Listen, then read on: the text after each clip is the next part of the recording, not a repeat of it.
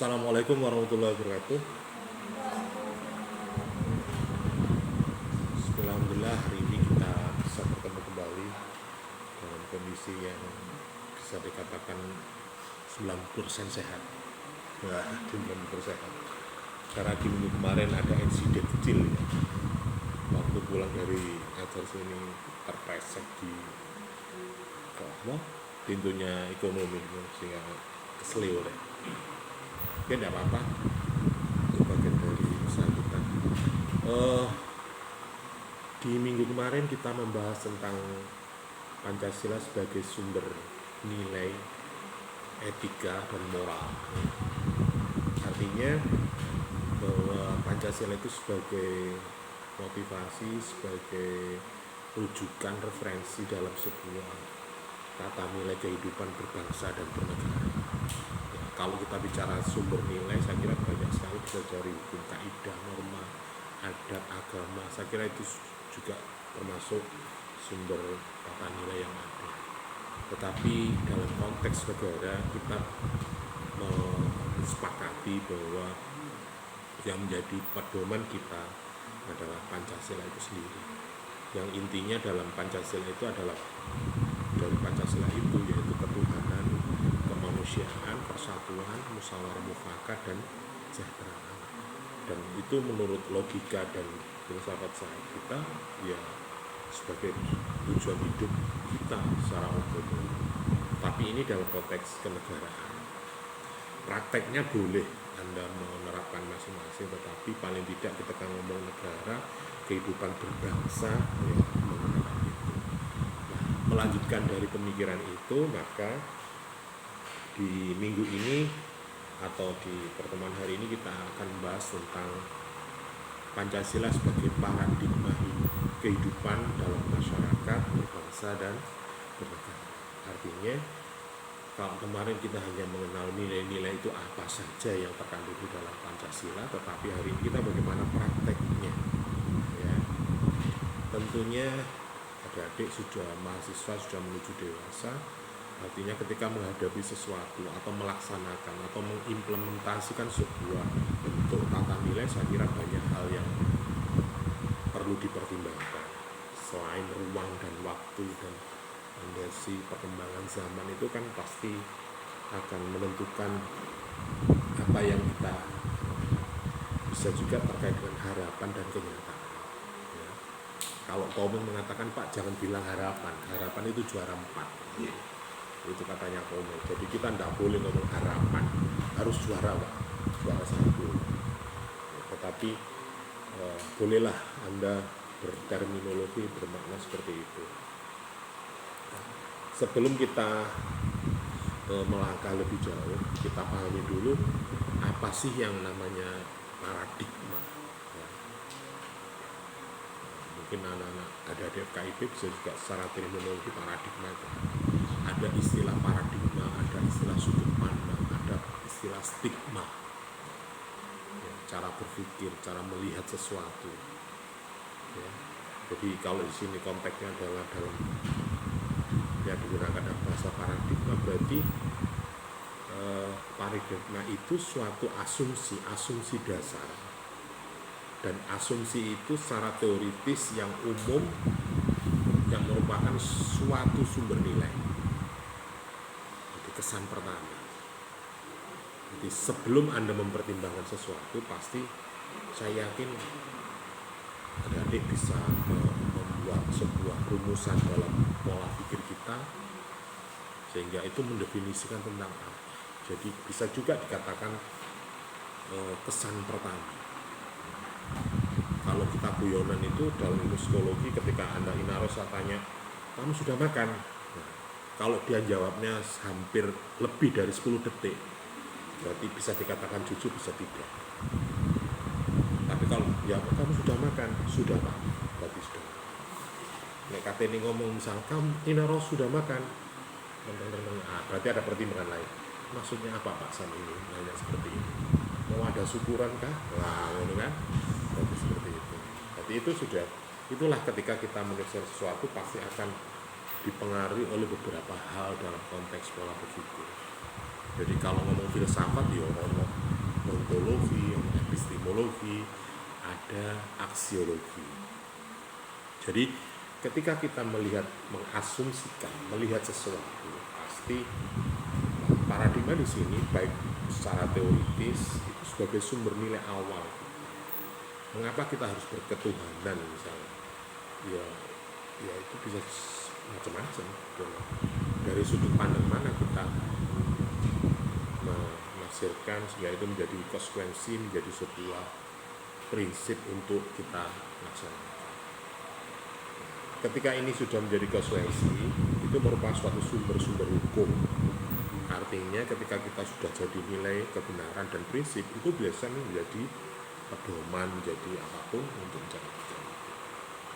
Jadi pasti Anda akan memutuskan dalam pernyataan diungkapkan atau dalam benak Anda. Ketika Anda melihat sesuatu, pasti Anda, kalau Anda turuti semua, mungkin ya banyak sekali yang bisa kita indra. Mungkin Anda dalam satu konteks, suatu persoalan, Anda bisa melihat dari sisi mana saja. Kalau biasanya jadi di pemerintahan, semua itu bisa dilihat dari sudut pandang pemerintah. Jadi ada governmental, ada governmentality dan apa itu akhirnya bisa semua. Kalau saya dulu pengajian di Cak Nun, ketika ngomong tekik rokok, dipandang dari sisi kesehatan bisa, ekonomi bisa, politik bisa, ya, atau budaya mungkin bisa juga. Tekik rokok itu apa? Oh, berarti dari tembakau, berarti ini hubungannya dengan ekonomi. Bagaimana orang yang memproduksi itu, siapa saja yang terlibat dengan itu, mulai dari petani bako, mulai dari pekerja rokok, mulai dari penjual eceran, itu akan berdampak ekonomi. Nah, itu berarti sudut pandang kita dari sisi ekonomi.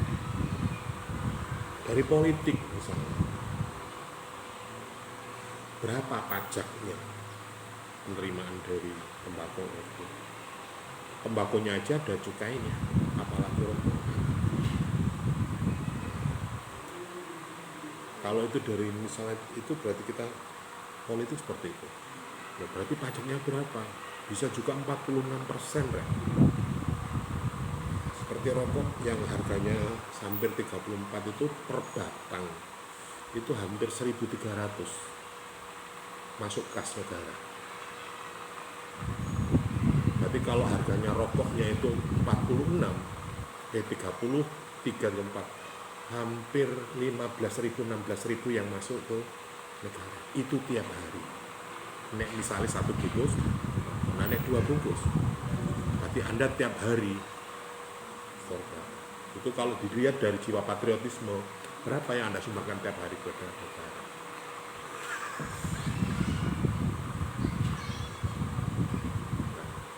Itu, Rek. Jadi apapun ketika Anda sudah dewasa, Anda harus punya kecerdasan untuk melihat, artinya punya sudut pandang yang bijak, melihat sesuatu dengan benar. Kalau Anda nilai dengan emosi, boleh Anda tidak setuju, Anda boleh, asalkan Anda punya asumsi, punya argumentasi yang bisa mendukung. Oke.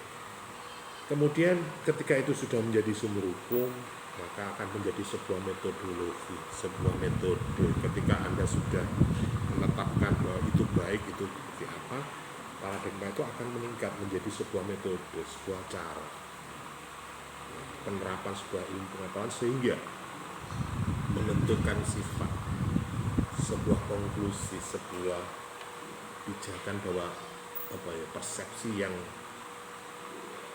jadi kalau ngomong penelitian biasanya ada asumsi, kemudian ada bukti, fakta dan pendukung, sehingga itu menjadi fakta penelitian atau temuan penelitian, sehingga itu bisa dikatakan secara ilmiah. Kemudian berkembang menjadi sebuah ilmu pengetahuan. Ketika itu sudah menjadi ilmu pengetahuan, maka dipisahkan menjadi sudut pandang apa. Kalau tadi dengan satu contoh teki rokok, itu bisa dari sisi politik, hukum, ekonomi, budaya, agama, kesehatan, misalnya bisa. Jadi ketika itu dianalisa secara benar, Anda lihat secara cermat, maka akan menghasilkan sebuah saksi yang baik.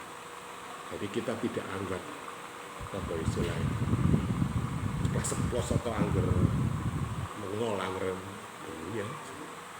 Jadi makanya orang-orang yang bijak itu tidak banyak berbicara, tetapi ketika berbicara memang benar-benar bermakna.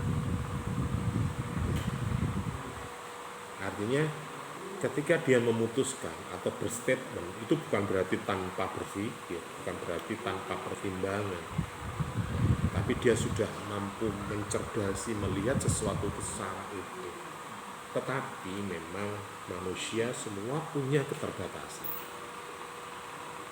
walaupun secara rumus pun ya, suatu fakta kehidupan bahasa tidak akan mampu menafsirkan apa yang Anda lihat. Coba Anda lihat teman Anda yang belakang Zen itu misalnya, coba siapa Zen misalnya, atau apa Zen itu, terus macam-macam mereka gitu lah ya. Jadi tidak ada sebuah konklusi kesepakatan yang bisa diterima oleh semua orang, paling tidak mendekati. Makanya ada ilmu filsafat itu. Kalau kita bicara kebenaran, ya kebenaran hanya milik Tuhan. Kenapa milik Tuhan? Karena dibantah Pak Gusti Allah. Tuhan nggak bisa dibantah. Itu singgawe. Ya. Ini apa? Matahari itu terbit dari timur misalnya. Kok dari utara saja. Kok sekali-sekali diputar Pak. Nah, itu kan sudah ada ilmunya. Kalau Anda matematika ada rumusnya. Nanti mungkin pada pembelajaran matematika ada kenapa matahari itu bulatan-bulatan. Nanti ada itu. Nah, itu terkait dengan pemahaman kita tentang paradigma ya. Nah, dalam masalah populer ini, paradigma berkembang menjadi sebuah terminologi yang mengandung konotasi, pengertian, nilai, kerangka berpikir, orientasi, nah, itu. Dasar, sumber asas, arah, dan tujuan dari suatu perkembangan perubahan serta dalam proses suatu bidang. Makanya adik-adik mungkin sering kita guyon, kalau Anda masih berusia tintinan ya, 17, 18 itu mungkin masih labil. Tetapi kalau sudah 21, 22, maturity itu berpikirnya sudah, pertimbangannya, sudut pandangnya sudah mulai anak kecil aja paling butuh nek nangis tukokno es krim ngono ya lu wis meneng nek kaya sampean Sutra misalnya nangis tukokno es krim itu tetep nangis ngono ya wis aku tak jak maneh ngono apa maneh terus ngono ya terus terus gede masalah ya iya kok biyen Pak gitu kono kayak permen ngono meneng saya kira minta HP ya usahanya ya iya. Oke.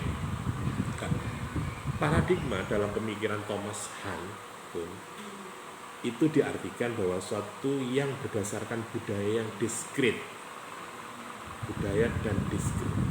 Artinya seorang ilmuwan pengobatan Cina dengan ilmu yang mendalam mengenai pengobatan timur, maka dia akan memiliki pandangan pemikiran daripada pemikiran seorang peneliti dari barat. Fungsinya paradigma menyediakan puzzle bagi para ilmuwan. Paradigma itu menyediakan alat untuk solusinya. Jadi ilmu itu digambarkan oleh Thomas Kuhn sebagai sebuah kegiatan menyelesaikan. Thomas Kuhn menggunakan dalam ilmu sains. Ini menunjukkan bahwa penelitian ilmiah tidak menuju ke kebenaran. Ilmu itu nek kok puter ya, sulit tambah sulit. Balik-balik nek Gusti Allah. Nek sampean nang pondok pesantren santri saya yakin puncaknya ilmu adalah Karena bisa mengatakan ini sampean santri masalah, sampean tono. Pak muter-muter akhirnya kembalinya akan ke Tuhan. Nantinya kamu tidak akan bisa berkata-kata apa kecuali Allah. Umane sampean wis mlebu nang ngene syariat, mereka hakikat toriko. Nek wis toriko wis kajiane wis Allah. Nanti ada masalah akan keluar dengan sendirinya. Ketika ada orang ceramah, Anda tahu mana yang benar, mana yang salah. Karena hati Anda sudah nek sampean santri, tapi nek wong umum yo wis hatiku mau rek. Jadi ketika sampean sudah utuh Anda melihat persoalan. Jadi sekarang kan banyak infotainment, apalagi berita-berita tentang hoax ya. Kebenaran itu benar atau tidak. Tetapi ketika Anda melihat sepintas dengan visualisasi Anda sudah mulai meyakini bahwa itu sebuah kebenaran. Padahal video-video dan apapun itu bisa juga diedit, bisa juga foto itu bisa dibuat juga, tetapi itu sekarang sudah menjadi trends informasi sekarang. Tidak hanya sekedar teks, tetapi secara visual juga ditampilkan. Itu. Nah, tapi kembali lagi pada pribadi kita, apakah kita mampu untuk melihat itu semua? Makanya paling tidak di dalam pendidikan Pancasila ini mendidik sebuah nilai etika moral, itu tujuannya di sini. Tidak hanya sekedar sampean menghafal, membaca dan sebagainya, tetapi bagaimana implementasinya, bagaimana Anda memahaminya.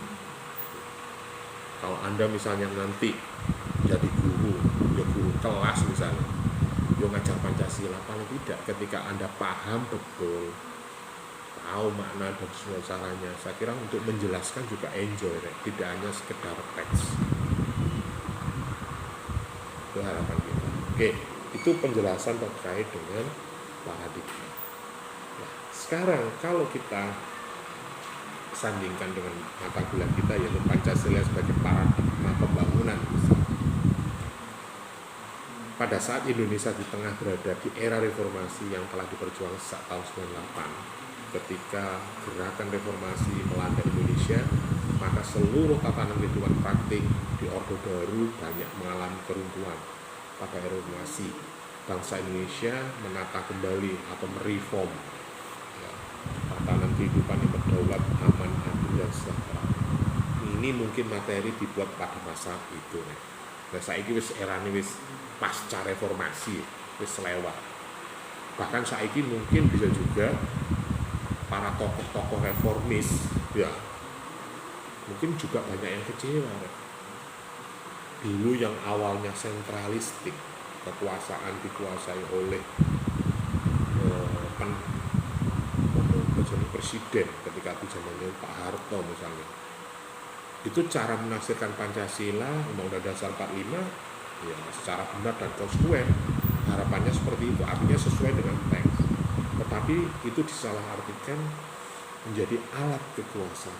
Ya memang benar konstitusi ya, tetapi penafsiran kita dibatasi, paradigma kita di sama halnya ketika adik-adik melihat kuda apa jadi kereta kuda yang dikasih apa mripate ditutupi ngene ya. Kan kok padang asri kalau ngono delman itu kan ya, itu kan matanya kan dikasih. Nah, ini biar gak tolak-toler ya. Nah, itu artinya ada kacamata tapi ditutup ini loh ya, itu kudanya. Orde Baru seperti itu. Apakah salah ketika zaman itu? Di era itu mungkin benar, tetapi kalau ini sudah menginjak di era reformasi zaman saya, sama-sama kan wis generasi Z, milenial dan sebagainya. Kalau saya kan di era reformasi lahir. Mungkin benar karena masyarakat ketika itu belum informasi sebebas sekarang, handphone yo durung Android kurang ono, data Android. Ponsel aja mungkin masih pager ya, mari fax dan sebagainya. Jadi informasi terpusat. TV aja masih hanya TVRI, radio hanya RRI ya. Maka kita masyarakat itu seperti diteropong kacamata kuda itu, satu sudut pandang dari pemahaman tentang lah saiki los buka kabeh reformasi gelap wis ketok kabeh. Akhirnya nasirnya pun bebas, sampai muncul kelompok-kelompok yang apa ya bisa dikatakan ya podo rek nasionalisme, ya sama rek ke negara, tetapi tidak seperti teks yang ditafsirkan versinya Orde Baru. Makanya di Orde Baru itu Pancasila ada butir-butir Pancasila, ada penjelasan, ada pemikiran, prinsip yang tertera di situ. Saya kan nggak ono bebas-bebasan. Sehingga muncullah pemikiran-pemikiran kelompok-kelompok tertentu yang mungkin mendiskreditkan. Nah, ini perkembangan paradigma sebagai pembangunan bisa juga diarahkan seperti itu. Harapannya memang mereka punya cara dan tujuan masing-masing. Setiap pemimpin punya style, punya gaya ya. Tetapi kayaknya hari ini Prabowo rodok-rodok condongnya koyo Orde Baru loh. Rodok-rodok militer ya. Tetapi mungkin Orde Barunya versi sekarang rek. Jadi kemungkinan versi sekarang. Tapi saiki mau delo koyo Orde Baru, saiki di video di apa ngono. Saiki masyarakat cepat nerima informasi enggak bisa. Ya harus diupdate. Tegas harus. Artinya ya makanya saat kemarin guyonan sama teman-teman, Prabowo gak butuh orang pinter, butuh orang goblok, pakailah jurus mabuk pokoknya. Gak cocok campluk gua bacok sama atau pecat sebenarnya. Nah kepentingannya begini. Kalau nggak seperti itu ya, misalnya untuk demo-demo biarkan saja mereka mengaspirasi, tapi dititeni kok. Misalnya hasil, kok lagi sopo zen, besok mau ngaro ya karena besok panggil mana? Kamu mau jadi apa? Mau apa? Kamu pegang BUMN ini, terus menurut ya. Kamu minta apa? Oke, lah tatanan kehidupan yang berjalan di era Orde Baru dianggap tidak mampu memberikan kedaulatan. Ini sebuah koreksi ya, ini termasuk apa ya perkembangan pemikiran sudut pandang. Ya, nek ngomong rezim itu ya mesti ini mana pergantian transformasi. Jadi ketika ada sebuah perubahan ke tahap berikutnya biasanya ya koreksi yang sebelumnya. Dan ketika itu sudah lewat akan kembali lagi ke masa rezim ini tomak diupdate lagi. Jadi kok zaman Orde Baru mungkin ngoreksi ini kritik Orde Lama. Ketika pasca reformasi ya ternyata Orde Baru ya juga tidak salah semua. Akhirnya muncul masih enak zamanku toh ya. Masih ingat nggak sampai sekolah itu naik lem apa ya mikro LED 100 rupiah, nasi campur itu masih 350, bakso itu sekitar 300 sampai 500 rupiah. Cara saya ini biasa mau ke apa ya. Saya ini bakso ini 15.000 Pak, 10.000 Pak. Nah ini biar sangu 15.000. Wah, bisa sak kelas itu kono bakso kabeh ya. Sampai hari ini teman-teman saya di Sanawiyah itu kalau masih ada romo bakso itu menjadi sebuah kenangan rek. Di Sokoman Soko itu Itu dulu waktu itu harga baksonya masih 250 atau 175 kalau nggak salah zaman saya sekolah. Sampai hari ini masih jualan beliau ya. Tapi regane paling ya 10.000, 5.000 ya. Di MI saya Min Medali itu dulu sama 300. Sampai hari ini juga jualan. Malah terakhir hari ini pertama Orde Baru 3 tahun yang lalu masih 3.000 baksonya. Sekarang 5.000. Seumum. Nah, saya kan 5.000 10.000. Nah, ini nek iki nggo omahe naro ya ono bakso 5.000 tuh. Padang sak durung mlebu pondok Mojogeneng ya. Ah iku. Ngene sapa iku sebelah iku lho. Rambut ya. Nah, saya kira zaman akan malam seperti itu. Oke. Itu di era reformasi. Nilai-nilai dasar kehidupan yang baik itu sudah terinstilasi dalam Pancasila sebagai ideologi negara. Jadi Pancasila ini sangat tepat sebagai paradigma, acuan, kerangka, dan tolok ukur gerakan reformasi Indonesia. Itu tetap pijakane gacone ayate dalile ya iku ngono lho Pak maksudku.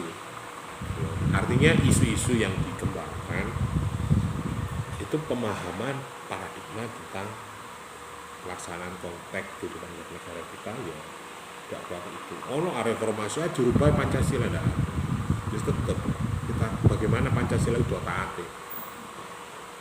Akhirnya di era reformasi muncul amandemen. Ya. Amandemen itu berarti perubahan tentang Undang-Undang Dasar yang mengisyaratkan kemarin di Orde Baru itu menjadi sebuah pelanggaran. Untuk mana presiden sampai 5 periode. Negara mana? Tak ono nek kerajaan, yo nek kerajaan. Mungkin negara ini negara demokrasi, ping 5 loh. Bundi. Negara sampai ping 5. Hah?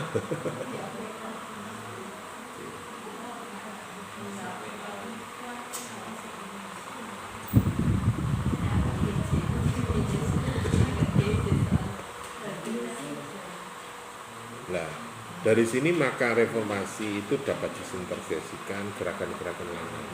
Maka di amandemen ya jomo rek kok sawan kano liyane.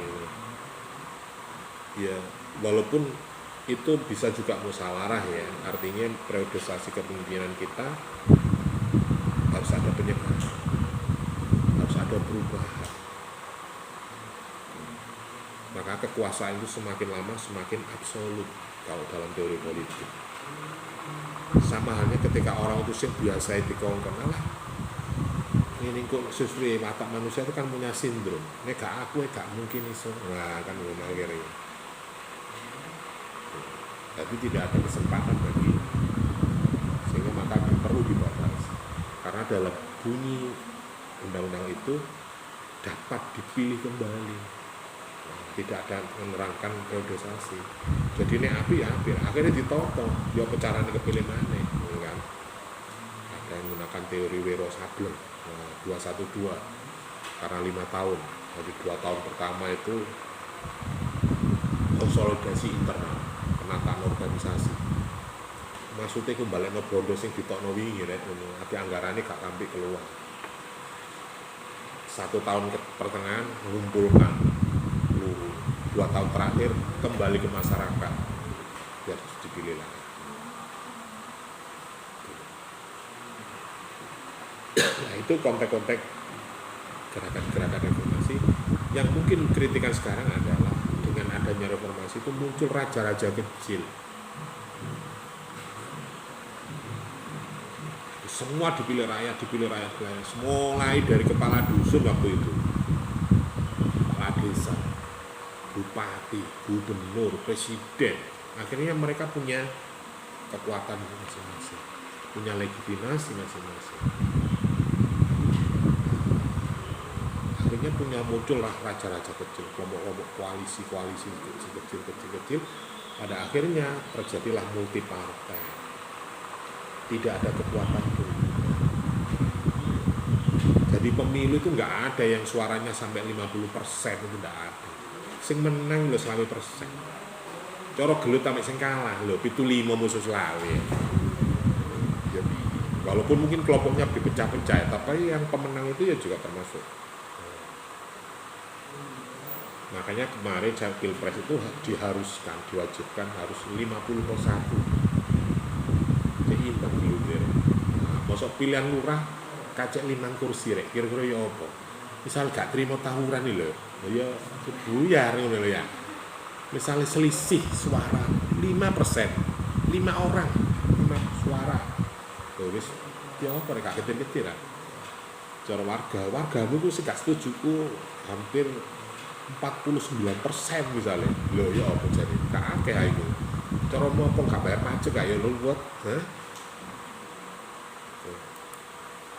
Nah, kemudian selanjutnya adalah para Pancasila sebagai paradigma reformasi. Iki nek ngomong gerakan reformasi ya materi iki.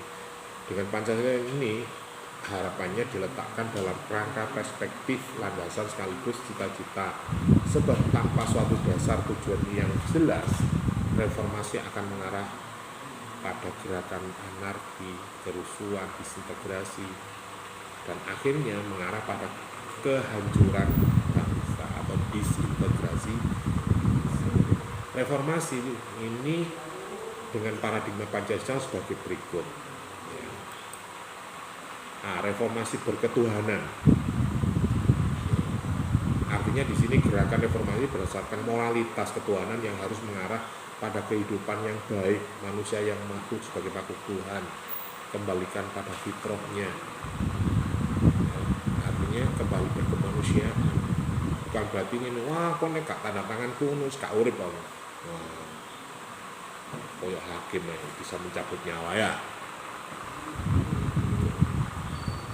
Reformasi berkemanusiaan beradab. Gerakan reformasi berlandaskan pada moral kemanusiaan yang luhur sebagai upaya penataan kehidupan yang penuh penghargaan, harkat dan martabat manusia. Artinya tidak membanding-bandingkan orang miskin, jangan sampai hanya sebagai objek pemilu, objek sebuah program, tetapi harus lintas selalu itu bahwa orang miskin, orang kaya itu ada sinergi, ada sebuah kolaborasi dalam sebuah kehidupan yang saling membutuhkan. Bukan berarti tanpa tidak berpengaruh, tetapi mereka semua ada manfaatnya. Bahkan harkat dan martabat harapan dalam konteks reformasi itu bisa diwujudkan. Artinya siapapun boleh untuk menjadi pemimpin di negeri kita. Tidak harus keturunan Fanning Fatto atau tokoh nasional, siapapun boleh. Faktanya yang terjadi lah Jokowi itu mbahne pejuang ngono ta. Ndak ya. Karuan kok Prabowo. Mbahne macan yo, anake putune macan ngono ya. Nek zen gak mbahne kiai ya, anake putune yo kiai lah. Darah biru. Atau sekarang yang lagi rame. Nasab Ba'alwi, habaib, guys. Ini adalah sebuah bentuk kolonialisme kalau saya lihat. Berarti orang zaman itu sudah jauh berpikir tentang bagaimana karakter bangsa Indonesia, bahwa Indonesia itu penuh keyakinan, penuh penghormatan. Akhirnya dimanfaatkan kelemahan itu. Nah ini dalil, wah mungkin ini tadi kok senggol urusan ras, agama, suku dan adat tuh nggak mau nemen nih, omane agama kayak rela mati nih kok ya. Misalnya Anda mempertahankan iman Anda, ketakwaan Anda, misalnya Sutra, kamu lepas hijab, mau nggak? Lepas loh. Mau wanut kacauan Pak ya, atau lebih baik saya nggak kuliah Pak, bisa seperti itu juga. Misalnya Anda saya suruh, lepas hijab kamu, ya. Apa cek ketok kupingmu, dua ngulangi ini dia.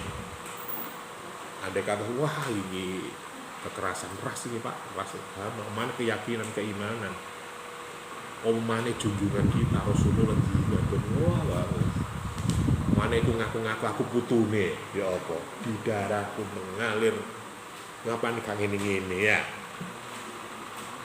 Ojo cacak ngono. Cuman wani main naro itu. Tak niku putune ya dia. Wadah dah. Ngampune ngono.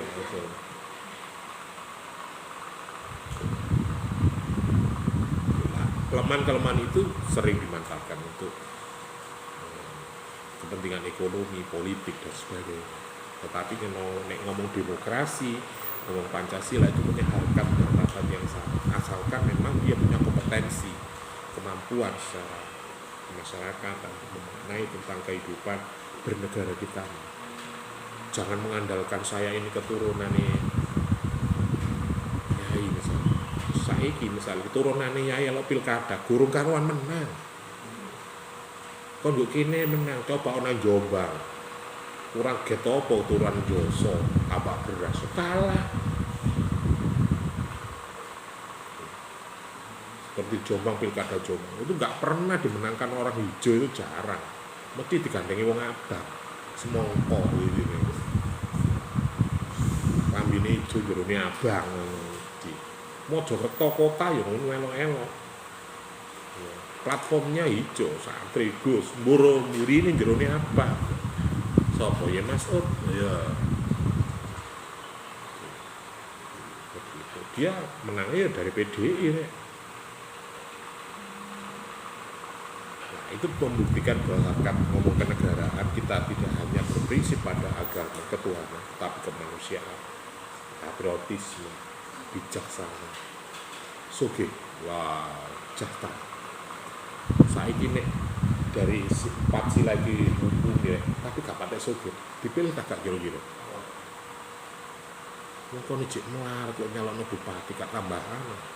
Seharusnya Anda menjadi pemimpin itu selesai urusan ekonomi keluarga beres.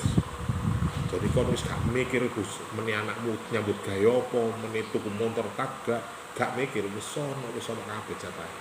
Hidup saya mengabdi kepada negara. Nah nek mikirmu jek nyambut gawe, ya kayak saiki dadine. Lapo cak? Nganggur aku. Tak nyalokno DPR. Atau Zen, malah lulus gak dadi apa-apa Zen. Kan gelem dadi lurah, iya timbange nganggur Pak. Ya tak bandani 500. Mosok 500 gak cukup. Nek gak cukup tak dolno pisan montore sak miliar mosok gak dadi lurah. Itu kalau di Gresik Balong Panggang turutan kok. Sampai tek miliatan toh. Sutra karo. Nah, ini paradigma yang kita pakai adalah Pancasila. Ada reforma berdasarkan persatuan, artinya gerakan harus menjamin tetap tegaknya negara Indonesia. Tidak menjadi reformasi, menjadi kepisahan. Kita ciptakan sebuah kerukunan.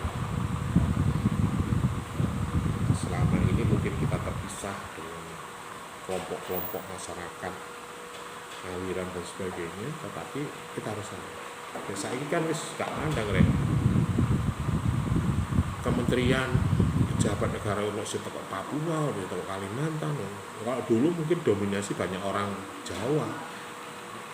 Apa salah Pak? Yo gak, menjadi yang pinter waktu iku Jawa. Nah nek kon mimpin wong ngono ya apa? Ini hari ini kan pendidikan, pengetahuan saya kira sudah mulai merata kan ya. Mulai orang-orang dari wilayah-wilayah Gorontalo, sudah bisa mengimbangi, artinya berpikirnya sudah berpikir secara nasional menyeluruh. Sifat kendaraan primordialisme itu sudah nyaris tidak.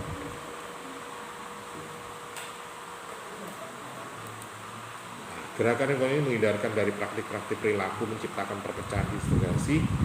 Ini seluruh penyelenggaraan kehidupan bangsa harusnya menempatkan rakyat sebagai subjek. Rakyat harus sebagai subjek, bukan sebagai objek. Ini ngomong demokrasi dari rakyat, oleh rakyat untuk rakyat. Nah, subjek artinya partisipasi, siapa menjadinya, siapa milih, itu kan harus dari masyarakat Indonesia. Perkara dia keturunan Habib, keturunan kiai, keturunan pengusaha, kelompok pengusaha boleh. Karena itu ada kelompok masyarakat. Kalau ngomong negara mestinya untuk partai politik, makanya wong sing artis, kiai, apa itu akhirnya menggunakan partai karena kepingin masuk negara Rek. Walaupun hari ini juga diterabas juga partai politik gak pakai kanggo ini kayak rekom tok. Untuk perkara kampanye tergantung figurnya. Kilo aku putrane, saya dari pondok pesantren ini, saya dari pengusaha ini, gitu. Ini menjadi kampanye atau simbolik politik identitas. Nah, padahal konteks negara kita ya begini, kalau itu diusung dari koalisi partai ya apa visinya, perpaduan dari berbagai macam ideologi partai itu dijadikan satu menjadi suatu tujuan visi misi kepemimpinan di daerah mana. Makanya kok saya kan orang pusat, pemerintah pusat koalisi itu dimerki langsung ya, kayak KIM. Nah, apa KIM ini?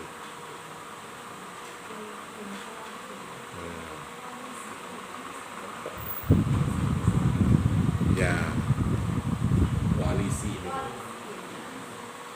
tuh, artinya prinsipnya dijadikan satu wes partai opo-opo sepenting Indonesia menjadi maju ya bahasanya ya normatif maju KP ya kepin maju Rek. Tetapi sing sepakat ayo masuk kelompok KIM. Nah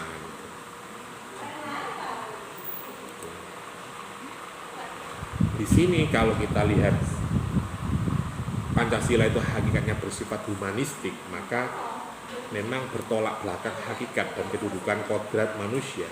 Hal ini sebagaimana tertuang dalam sila kemanusiaan yang beradab, pembangunan sosial budaya harus meningkatkan harkat dan martabat manusia, yaitu menjadi manusia yang berbudaya dan beradab.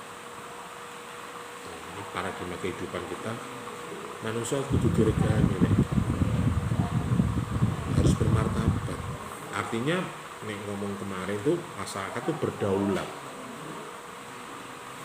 Makanya ketika dia pejabat itu ya seharusnya pejabat yang cium tangan ke rakyat. Oh gak rakyat kok cium tangan pejabat lah sih. Tidak harus rakyat datang ke pemerintah, tapi pemerintah harus datang ke rakyat. Negara harus hadir di dalam masyarakat.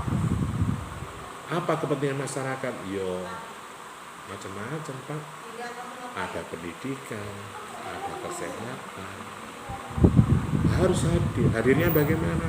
Ngomong pendidikan ya berarti harus bagaimana pendidikan minimal bu gratis bu, ada fasilitas, ada subsidi, apa ada penyediaan kemudahan dan sebagainya.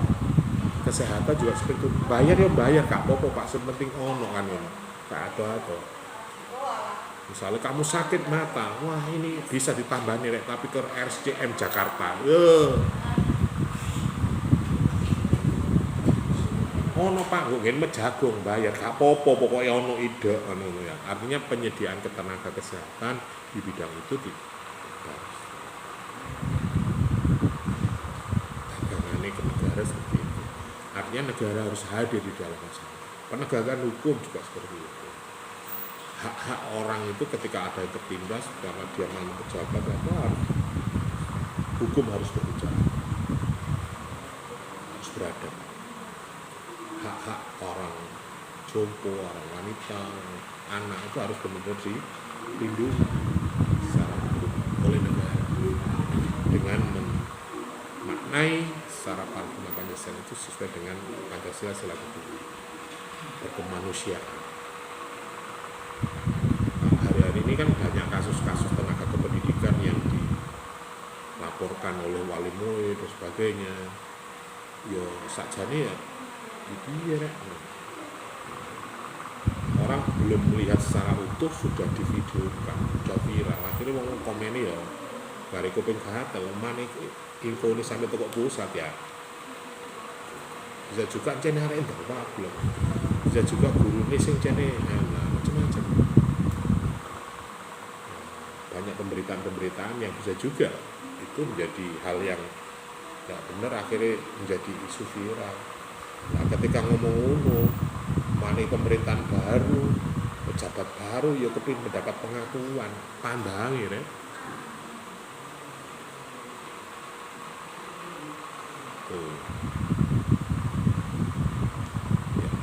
kadang kita juga harus cerdas melihat itu. Ketika kita misalnya anakmu dengan putra pemuda dihukum piye rek, iki lembaga pendidikan, tapi memang kan duwe kesabaran rek. Ya omongi gak kene, ya tak jewer kupinge ya. Tak cuwek irunge kowe. Oke, aktualisasi Pancasila. Aktualisasi ini adalah pengalaman Pancasila Undang-Undang Dasar 45 di bidang politik misalnya. Setelah diketahui bahwa sistem pemerintahan dari rakyat oleh rakyat, di mana cita-cita bangsa Indonesia terwujud apabila rakyatnya ikut bekerja sama dalam bidang, artinya partisipasi politik. Sekarang ini kan tahun-tahun politik, nek sampean misalnya apatis, ya boleh-boleh saja, itu hak Anda. Tetapi jangan marah ketika pemimpin Anda melakukan sesuatu yang tidak sesuai dengan keinginan Anda. Artinya golput. Ya golput itu juga pilihan untuk tidak memilih. Tetapi ya mana nih gue rek, masuk ya gimana? Ya bismillah. Gue nek gak bener ya gue ngadalah dikepruk maneh ngono sih, dilem meneh. Kan? Ini ngomong semua orang ya ada baik ada buruknya. Setiap pemimpin pasti ada track recordnya, ada rekam jejaknya. Itu jamu guru Kanjeng Nabi ya. Kanjeng Nabi Kanjeng Nabi ya gak tahu salah. Lah wong dikawal ambek malaikat Jibril ya. Sampeyan dikawal malaikat Jibril Pak. Ya dikawal Pak, cuma aku gak tahu krungu Pak ngono. Dikawal oleh malaikat saja nih, cuma dia kupingku sampai hatiku gak krungu Pak. Artinya saya yakin di diri Anda juga semua Tuhan mengirim. Jadi ada bisikan, ada sebuah inspirasi yang ini benar, ini salah, ini sajane salah, tapi aku gak pilih. Yuk piye? Yuk yakin hati nurani Anda bisa berbicara. Nek bahasane wong umum ya hati nurani. Pasti akan ada. Itu tergantung macam-macam. Ada beberapa faktor orang itu menjadi jernih pikirannya, bening hatinya, itu ada faktor-faktornya. Kayak saiki kan zamane makan gratis ya. Jadi kalau perut kenyang hati senang gitu kan gitu ya. Ada logistik pasti logis gitu loh. Cenderung kepada materialis. Ini ono anggarannya ya jalan Pak, nek gak ono ya gak ono akhirnya. Nah, ini juga orang-orang berpikir praktis seperti itu sekarang. Organisasi politik di tempat-tempat di mana para pemimpin bangsa ke bidang-bidang yang dengan menentukan perkembangan bangsa ini. Jadi arah tujuan itu tergantung pada pemimpin negara. Nek negara iki gak jelas pemimpinnya, ya awak dhewe katut rek. Misalnya apa? Engko nek gak ono kebijakan apa ya? Iya nek kene kuat nglawan, nek gak kuat terus bayar ae kan. Ya kalau kita ngelawan kuat ya nggak apa-apa, tapi nek gak kuat ya wis manut ae sakjane. Ya remuk. Salah satu aktualisasi dalam yang paling jelas dalam bidang sosial budaya itu adalah demokrasi, budaya politik, budaya pers mempunyai kendala-kendala faktor menghambat pelaksananya yang sangat terasa di mana guna sistem demokrasi politik pers semakin turunnya. Ya. Sekarang itu keterbukaan informasi, kemudian media itu kan sangat cepat. Apalagi sekarang media online. Terus gak perlu rumus H+1 omong, gak ada sangger ae. Semua bola dilemparkan kepada masyarakat, dilemparkan kepada personal bangsa kita untuk menafsirkan, memilah dan memilih. Jadi hari ini untuk mengetahui apa sangat cepat sekali. Tinggal sampean piye iki memutusnya. Andai kata Anda sebagai pengambil kebijakan, ya tambah dulu. Kalau Anda masyarakat biasa gak ngerti ada salah, tetapi ketika dia menjadi policy maker, pengambil kebijakan, ya harus dipertimbangkan semuanya, efeknya, dampaknya.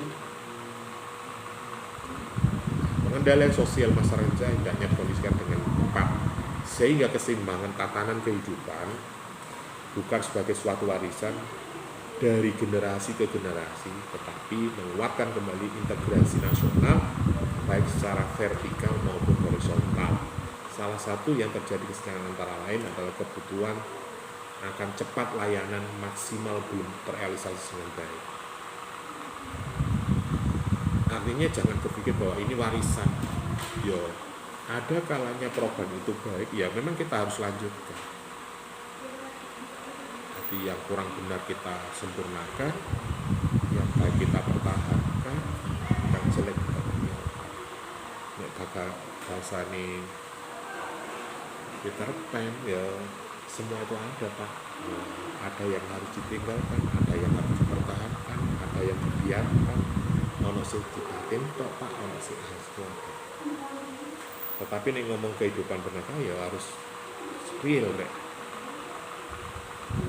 Adanya keinginan pelayanan masyarakat yang lebih cepat, tapi kalau pelayanan administrasi, kesehatan, pendidikan itu harus benar. Kebetulan di era pemerintahan ini, wis gizine wong-wong arek-arek kudu dipertimbangkan. Nek wong biyen kan gak, nek sampean mungkin tirakan dong, golek ilmu ku tirakan. Ngono ya. Saiki gak, wis gak tirakan, mangan sing wareg, kok cek cerdas gak kempel. Sarapan terong mbek uyah tok manopo tak dedel aku malah. Padahal nek mbah biyen gak tirakan nih. Boleh tirakan. Ya tirakan ya berarti gak mangan terus ya yo ngene iki wis keringet adem ngene semaput jare. Nah, sekarang kan logis, harus sehat makanannya misalnya. Sekolah kudu sarapan. Zaman ini zaman biyen. Segone dur mateng ya dikeki uyah tok ngene ya, uyah ditemplek nang ngene, ditemplek pok-pok berber salaman sarapan 5 menit. 3 menit gak tutup sekolah nek karep mancal ya. Ya nek saiki terno Pak nih ya dijemput. Mulai mangan iki kudu ngono. Lah neo biyen sekolah ngono enak ya. Sarapane ngombe susu.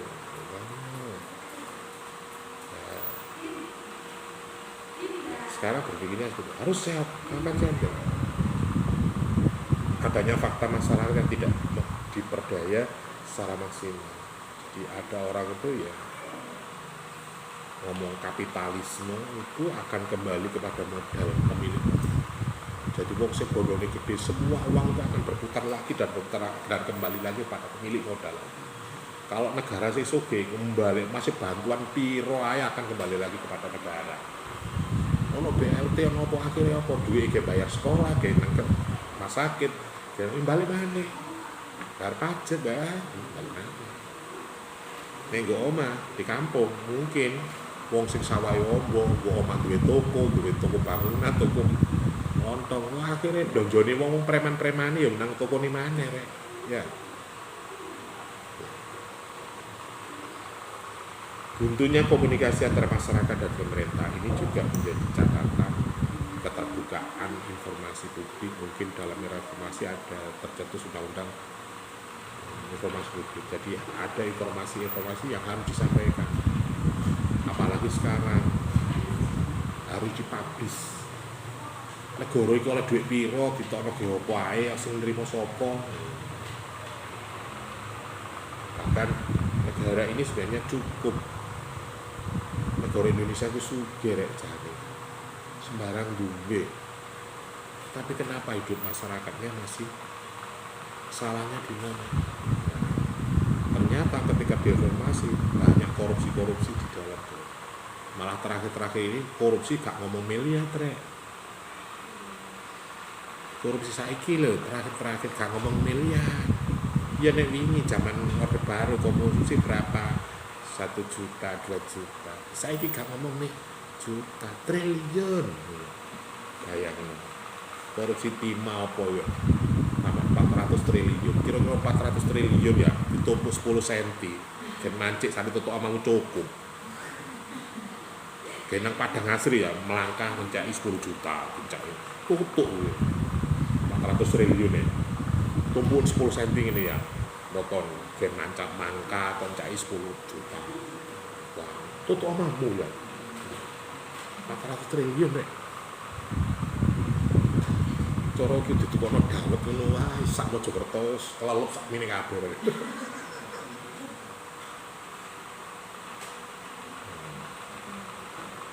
Kurang adanya kesepakatan bersama dalam pengambilan tindakan. Jadi berjalan sendiri-sendiri.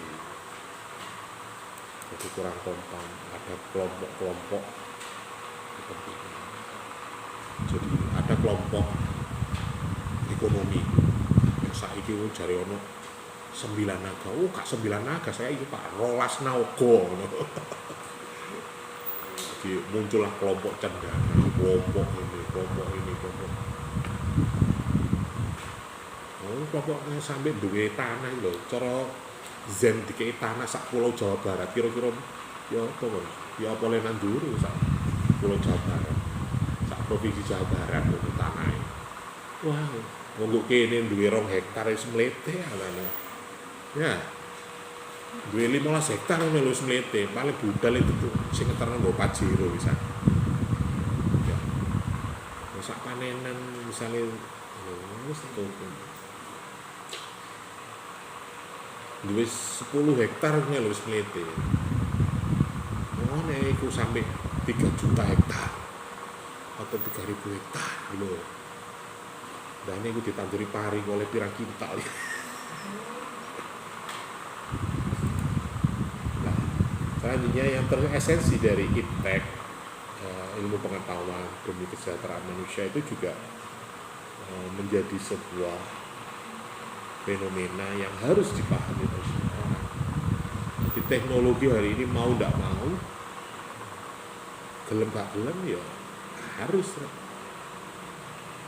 Walaupun nek sampean wae gaenane wong kafir Pak gak iso. Saiki takonan ibu sampean duwe akun media sosial. Takonan ibu, sampean di Facebook tak gak Bu ngono. Jelas duwe. Ya iki. Padahal biyen paling sampean dicelaku. Saiki delok Facebook penggunane lah bapak-bapak ibu-ibu. Nek sampean ngene iki akune paling TikTok. Ya. Oh, nunggu nek sutra. Temui rengkano wis kan.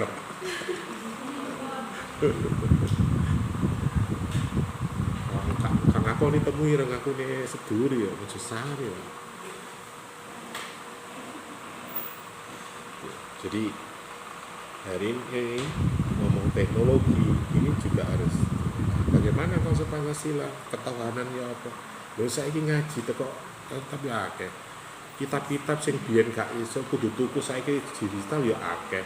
Ngaji lewatane ya akeh. Jare ngaji YouTube gak oleh. Lho jadi misale Mojokerto ono pengajian ya Husain direkam di YouTube, mosok ya salah. Oh bid'ah itu Pak haram lho Pak. Oh ya. Lho iku lho video. Nah, jadi IPTEK intak nek bahasane biyen iku zaman saya waktu itu ada istilah intak nek IPTEK, iman dan takwa dan ilmu pengetahuan. Itu harus iman. Nah, saiki kan perdebatan kalau Anda di media sosial di Twitter atau apa perdebatan hari ini adalah tentang teknologi, ilmu pengetahuan dan keimanan, keyakinan. Ono yang berpedoman bahwa wis lah apa sih atik poco-poco barang, atik sinau barang, atik dites-tes barang. Lihat saja outputnya. Kalau dia turunannya kere, turunannya aslinya api ya api. Ada yang berpikir seperti itu. Tapi sing ilmiah sekarang nggak bisa Pak. Sampai nek loro kate sampe dongane tok. Ayo misalnya pilek ngene wis. Selalu donga tok, ya Gusti Allah ya gak. Ngene rek. Ya ngomben mbok kok pijet tiba apa terus ndonga ngono. Minimal mau donga disebelno nang banyu kok diombe kok ya. Misalnya pilek wah iso kepepet terus ya Allah bismillahirrahmanirrahim. Dombe kan ngono. Kok kan bismillah tok ngene ya gak iso. Sekarang harus ada ilmiahnya. Dene ngomong keturunan ya harus sadar ngomong bapak ini ya gak cerita kok. Masih cerita boleh, literasi Anda boleh. Tetapi ada enggak literasi yang mendukung itu? Makanya di dalam ilmu pengetahuan riset itu ada penelitian literasi, ada penelitian secara empiris, ada penelitian secara. Jadi untuk mencapai sebuah kebenaran logika dan sekarang itu sudah harus. Jadi ngomong Pancasila tidak hanya sekedar retorika.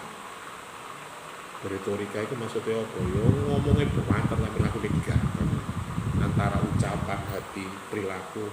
Ya, ini ngomong epistemologi yang memang ono ontologi, ada epistemologi, ono aksiologi. Jadi ono materialnya, ada nilainya, ada caranya, ada prakteknya. Oh, kalau saiki di kebenaran hari ini generasi sekarang, makanya zaman sekarang itu banyak anak-anak sekarang yang mungkin bisa juga gak makan tutur rek lho. Ya nek biyen dituturi le, lho, kita marang ngoten ya cek mendel ya. Saiki lah. Lho aja liwat kuno, Nduk. Gone angker. Iki biyen. Saiki angker tambah. Nggih. Langsung jen muling njupuk kamera nek endi. Tambah digawe konten. Sarek saiki ki ndablek. Jare makam iki lho, tambah digawe konten. Yen saya mau inaro liwat kuburan Tampung Wania tahun 80 90 atau 2000 lah. Marisa ngene liwat kuburan Tampung lah kawani. Baru tutup aja keneng balik bengok ngene. Saiki endi tambah di konten. Ono kemamang ono berbolong tambah. Padahal biar mitose aku tok mojo gendeng diterno sampe tutuk kintelan. Gonceng sapa iku embuh. Saiki yo tak digonceng ya meni dinteni cek digonceng. Tambah 3 beli mana saiki. Dulu anak kecil itu kalau ada orang meninggal sing ngidan reh, gak wani ngetok paling nginceng teko jendela. Saiki gak malah melok nang kuburan. Malah melok ngono. Duwile tambah. Ya bejare. Biyen perempuan katanya makruh ke makam. Saiki ya melok rek, suwen. Jadi sekarang ziarah ke makam itu kan perempuan Pak sekarang wis banyak kan. Delok nek Kemis malam Jumat nang makame kampung ya wis perempuan wis banyak. Bahkan dulu tidak hanya itu mitos ya. Dulu perempuan naik besi itu tidak boleh, naik kok tidak boleh. Ibu saya itu sampai tua nggak pernah naik sepeda maupun sepeda motor, kecuali dibonceng. Ya pokoknya saiki sampai nginaro kali di belajar sepeda. Ya terno ya pegel do, ayah tak nyambut gawe, sampai tak kreditkan sepeda karuan budalo dewe kan ngono. Ayo, anak SMP dulu naik motor mungkin zaman sampean SMA ya. Saya ke SMP, wis SD bahkan.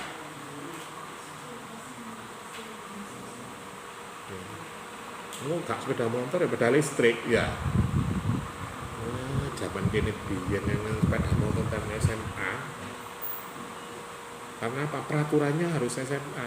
Saat izin mengemudi itu kan 17 tahun. Saya kira timbangnya gemeng ya. Akhirnya gua oma itu anak 5 sepeda 5 bahkan 6 sepeda ya. Iya nek biyen sepeda loro cukup. Saiki ayo anak loro ya sepeda loro. Mau mana wong 5 ya sepeda 5. Ben gelo ta. Misalnya di jen bu kuliah. Yes. Sampeyan sepeda yo nganggo enggak? Yo kayaknya nek aku terno dhisik weh rawat. Kalau tak gelem. Terus menit tak tokok nae. Mana saya kredit gampang ya 500.000 700.000 soal sepeda perkara cicilan urusan dulu ini Sing penting babine gak ngeroweti ya. Oke, kembali lagi. Pancasila sebagai paradigma Polexos Buddham Kam, hakikat manusia merupakan sumber nilai pengembangan Polexos, tentunya politik, sosial, ekonomi, pembangunan, budaya, keamanan, terus misalnya penegak hukum, ini gak dikai moral ketuhanan ya. Gak ngerti dosa kalah karem, wah ya tambah menangan ya. Ekonomi yang ngono, misalnya gak ngerti ketuhanan, gak ngerti kalah, gak ngerti timbangan, gak ngerti lo ya tambah tadi ya apa. Jadi semua harus berinspirasi situ. Makanya rumusan Pancasila saya kira itu sudah komprehensif, sudah pas menurut saya. Jadi suatu saat mungkin setelah lulus adik-adik nanti 5 tahun ke depan atau wah gak tepat pak, ini zaman ini. Karena masyarakat ada dua, masyarakat dunia maya dan masyarakat nyata.